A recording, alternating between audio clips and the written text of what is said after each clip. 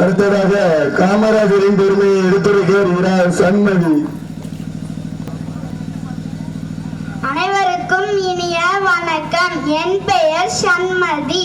நான் இன்று படிக்காத மேதையிடம் நாம் படிக்க வேண்டியவை பற்றி பேச வந்துள்ளேன்.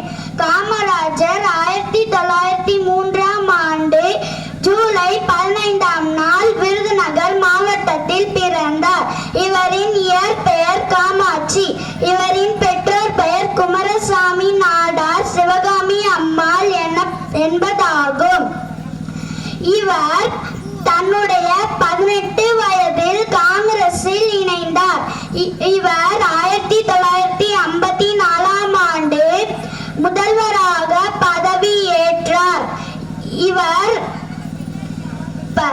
9 ஆண்டுகள் ஆட்சி செய்த போதிலும் உறவினர்களுக்கு முக்கியத்துவம் கொடுக்காமல் பொதுமக்களுக்கு முக்கியத்துவம் கொடுத்த தன்னலமற்றவர்.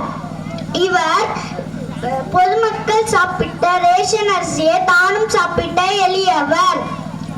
தான் படிக்காவிட்டாலும் ஏழை மக்கள் படிக்கும் விதமாக இலவச கல்வி திட்டம், இலவச மதிய உணவு திட்டம், இலவச சிறுடை திட்டம் என பல திட்டங்களை தீட்டி கல்வி கண்டிருந்த காமராஜர் என்றும் படிக்காத மேதை என்றும் போற்றப்படுகிறார்.